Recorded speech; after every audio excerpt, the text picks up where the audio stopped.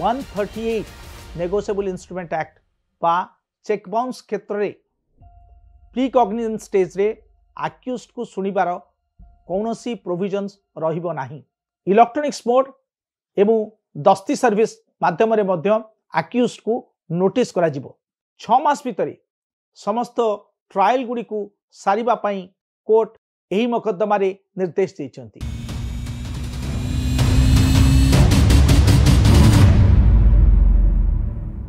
माननीय supreme court September 25 तारिख रे संजीव तरी बनाम किशोर एस बोरकार मामला रे गोटे ऐतिहासिक राय प्रदान करिसेंती। संजीव तरी 2005 मसीह रे श्री किशोर बोरकर को चेक अमाउंट 6 लाख टंकार देइथिले एवं परवर्ती अवस्था रे से टंका से फेरी पाई नथिले एवं तांकू किशोर एस बोरकार जो अमाउंट चेक माध्यम रे देइथिले ताहा डिजनर हेइथिला। फलस्वरूप से कोर्टर द्वारस्थ होते। 2005 मसीहा परे गोवार निम्नतम अदालत रे किशोर बोरकर को कन्विक्शन होता एवं से कन्विक्शंस को मध्य उपरिस्थ एडिशनल सेशंस जज गोवा कोर्ट तांको मध्य कन्विक्शन को अपहेल्ड करथिले। परवर्ती समय 2009 मसीह रे बॉम्बे हाईकोर्ट अभियुक्त किशोर एस बोरकार को खलास कर देथिले। माननीय हाईकोर्ट को ए राय को सुप्रीम कोर्ट रे संजीव तरी चैलेंज करथिले जे रिविजनल कोर्ट हाईकोर्ट ए मामला सुनिला बेले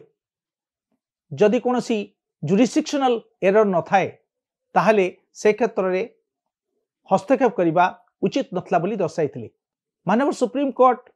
एही मकद्दमार सुनाली बेले जो गुरुत्वपूर्ण प्रसंग गुड़िक कहते ताहा हेउची समन्स जहाँ इश्यू करा जाउथला पूर्ववर्ती अवस्था रे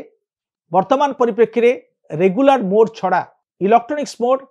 एवं दस्ती सर्विस माध्यम रे मध्य अक्यूज्ड को नोटिस करा जिवो एवं अक्यूज्ड जदि चाहिए ताहले से माने मध्य ऑनलाइन पेमेंट देई परिबे। सिनॉप्सिस गोटे मकद्दमा कला बेले सेथिरे गोटे सिनॉप्टिक नोट मध्य दबाकू पड़िबो। सबुठारु गुरुत्वपूर्ण प्रसंग होउची समन्स गुड़िक इश्यू हवा पूर्वरु भारतीय नागरिक सुरक्षा संहिता आईन प्रणयन हेबा परे कंप्लेंट केस रे प्री कॉग्निजेंस स्टेज रे अभियुक्त को सुनिबा लगी जो अधिकारटी प्रदान कर जाइछि एबे 138 नेगोशिएबल इंस्ट्रूमेंट एक्ट बा चेक बाउंस क्षेत्र में प्री कॉग्निजेंस स्टेज रे अक्यूज्ड को सुनिबार कौनसी प्रोविजन्स रहिबो नाही एवं कोर्ट गुड़िक सबु समय रे किभली भाबरे एभली घटनार सेटलमेंट करा जिवो से संपर्क रे मध्य सजत्नवान हेबे। 30 दिन मध्य रे कॉग्निजेंस नेबे एवं 6 मास भितर समस्त ट्रायल गुड़िकु सारिबा पई कोर्ट एही मकद्दमा रे निर्देश दैछंती। सबुठारु गोटे भिन्न धरणर फॉर्मेट एबे एही मकद्दमा रे कोर्ट तांको निर्देश रे उल्लेख करिसंती अर्थात गोटे स्ट्रक्चर्ड क्वेश्चनर तैयारी करा जिवो जो स्ट्रक्चर्ड क्वेश्चनर रे अभियुक्त को पचरा जिवो से प्रकृत रे जो दस्खत करिसंती से दस्खत तांकर कि नाही जो बैंक अकाउंट टी कुआ जाउची से बैंक अकाउंट तांकर किमा नाही से मध्य सेथिरे येस आउ नो फॉर्मेट रे तार उत्तर देबे एवं जदि चेक रे कोनसी मटेरियल अल्टरनेशन ही थाए किंबा तांको दस्खत न थाए से संपर्क रे मध्य सेही फॉर्मेट रे उल्लेख करिवे। मकद्दमा सारिबार जेहेतु शेष समय काल 6 मास धार्य कर जाइछि तेणु एबे अभियुक्त माने निश्चिंत भाव में कंपाउंडिंग करबा लगी अर्थात जदि कोनोसी व्यक्ति विशेष को नारे चेक बाउंस केस थाए ताहले से अनेक समय किभली भाव से मकद्दमा सारिबा लगी कोर्ट को कंपाउंडिंग ऑफेंस पाई एप्लिकेशन देई थांती। एबे माननीय सुप्रीम कोर्ट कहिसंती जे जदि डिफेन्स स्टेटमेंट अर्थात आक्यूज्ड स्टेटमेंट रेकॉर्डिंग हवा पूर्वर आक्यूज्ड कंपाउंडिंग पाई आवेदन करे ताहले से क्षेत्र रे तांको पाई कॉस्ट लागू हबो नाही। किंतु परवर्ती अवस्था रे अर्थात रेकॉर्डिंग हो सारा परे तांको evidence till the trial is over अर्थात ट्रायल शेष हवा पर्यंत से स्टेज रे मध्य जदि अभियुक्त चाहती जे मकद्दमाटी को समाधान करबा लगी ताहले चेक अमाउंट रो 5% तांकु जमा करबा को पड़िबो आईन सेवा प्राधिकरण निकट रे किंबा अन्य कोनोसी कर्तृपक्ष निकट रे जहा कोर्ट कर निर्देश रहिबो। रिविजनल कोर्ट बा अपीलेट कोर्ट हाई कोर्ट रे जदि मकद्दमा चालुथुवा बेले दोषी साब्यस्त होइथिबा व्यक्ति जनक कंपाउंडिंग करने को चाहिए ताहले तांकु 7.5% चेक अमाउंट रो कॉस्ट दबा को पड़िबो। आउ जदि सुप्रीम कोर्ट रे ए मकद्दमा चलीथिबा बेले कंपाउंडिंग पई कोनोसी आवेदन अक्यूज्ड करंती ताहले तांकु 10% चेक अमाउंट रो कॉस्ट दबा को पड़िबो। माननीय सुप्रीम कोर्ट तांकर राय कहिसंती